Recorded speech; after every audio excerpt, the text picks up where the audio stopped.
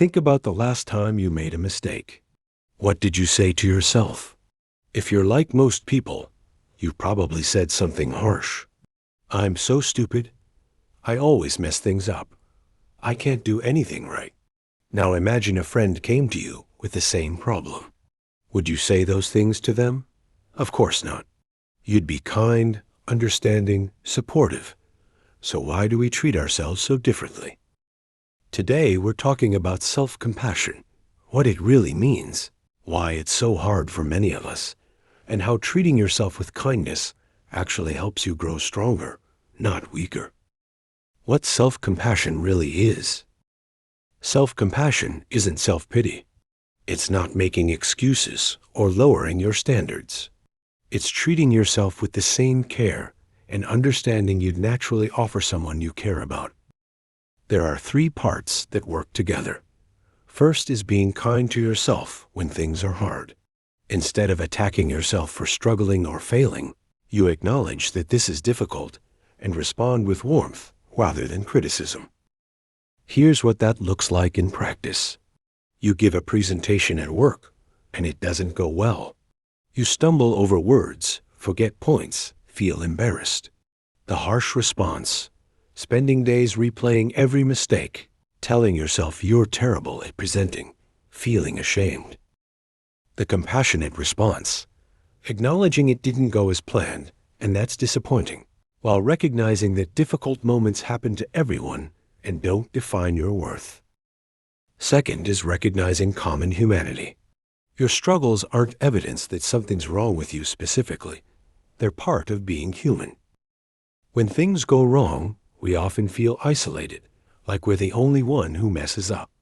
But everyone experiences failure and difficulty.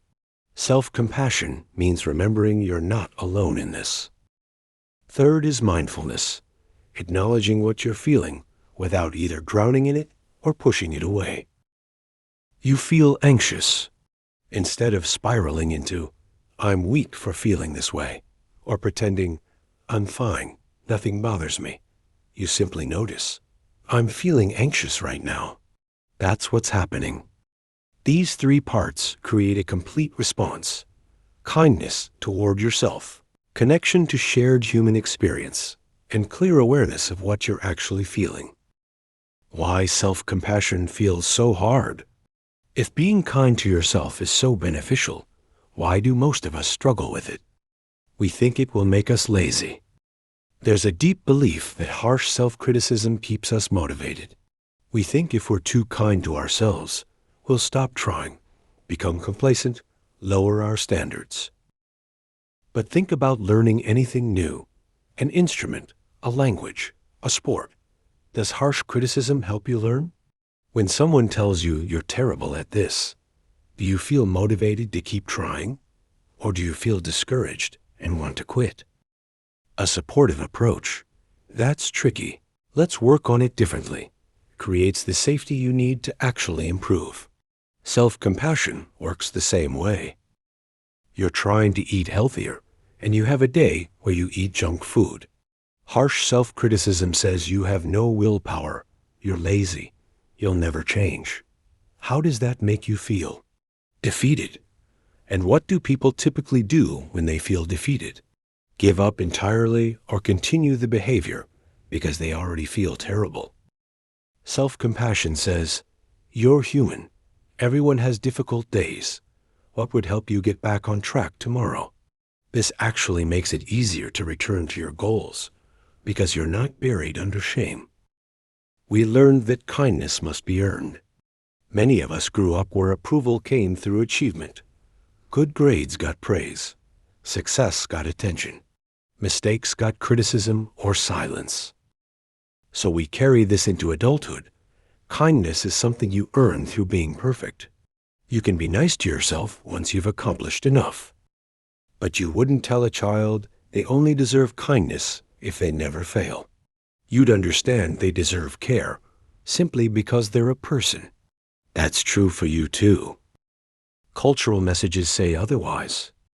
We're surrounded by messages glorifying being hard on yourself.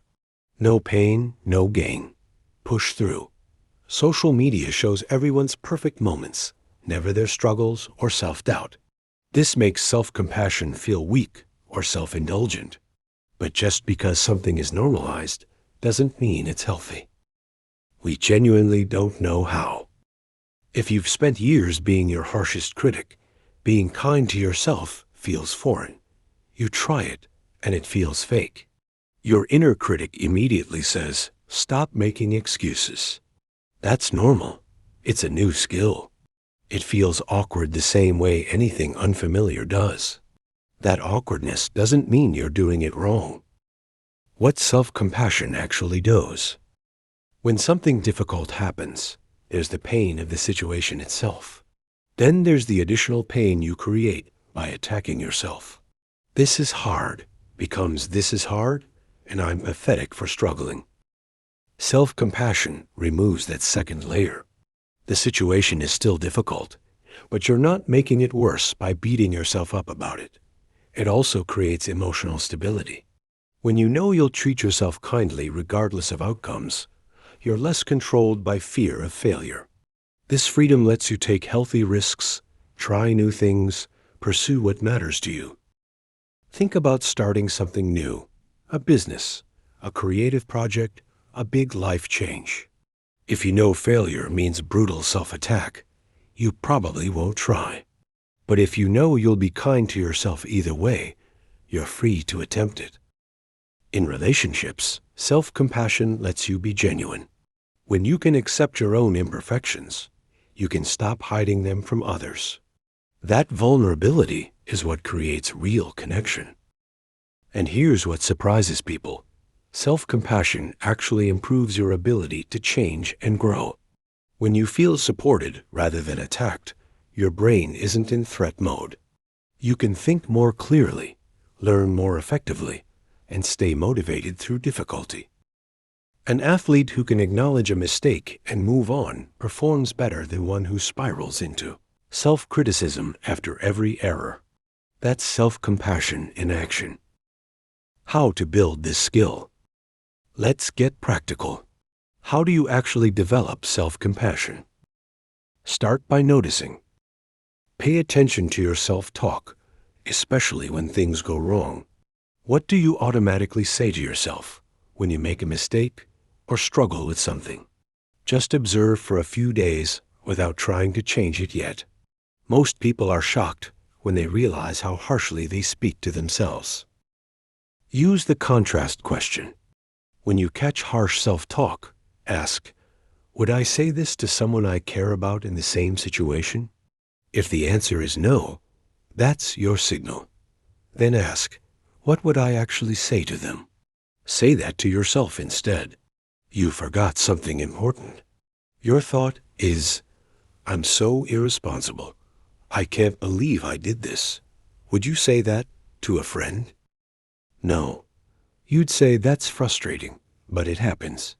What can you do now, and how can you prevent it next time? That's the tone you're looking for with yourself. Create a simple practice. When you're having a hard moment, pause and do 3 things. Acknowledge what's happening.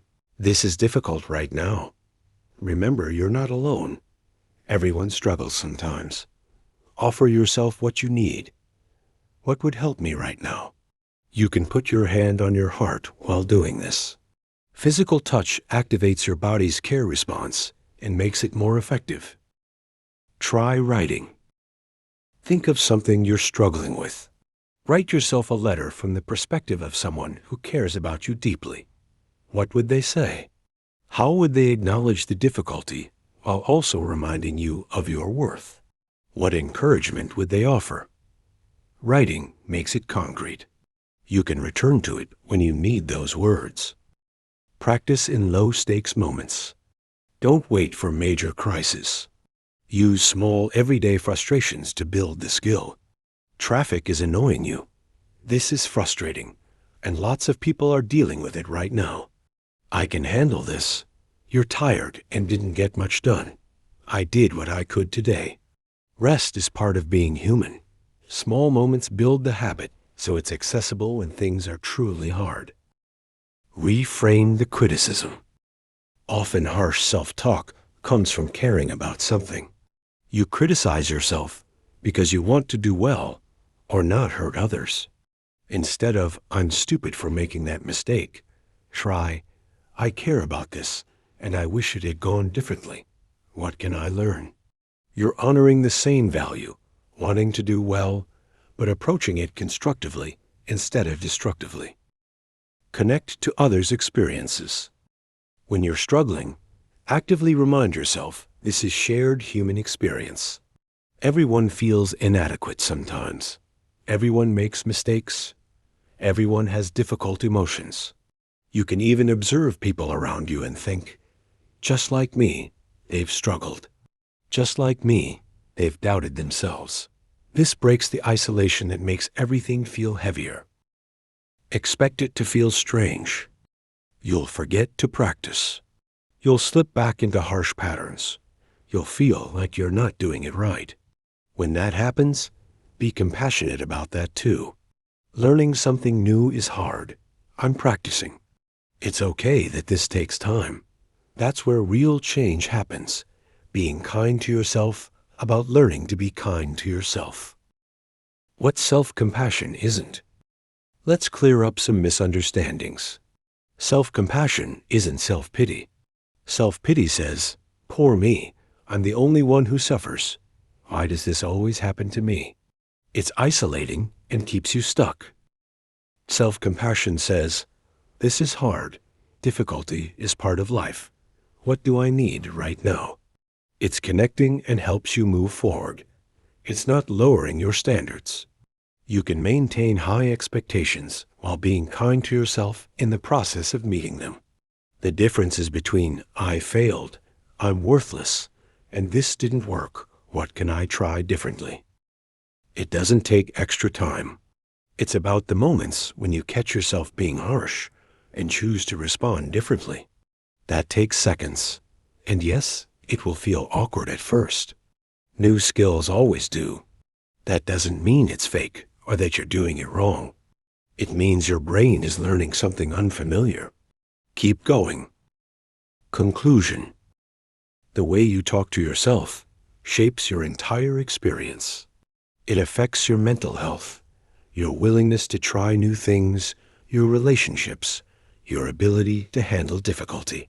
Being harsh with yourself doesn't make you better. It just adds suffering to whatever you're already dealing with. Self-compassion is a skill. It takes practice. You'll mess up. When you do, that's another opportunity to practice, being kind to yourself about learning to be kind to yourself. You're human. That means you're imperfect. That's not a flaw in you specifically. It's the definition of being human. And being human is enough reason to treat yourself with care. Thank you for taking this time to reflect with me. I hope you carry something from this conversation into your day, into your life.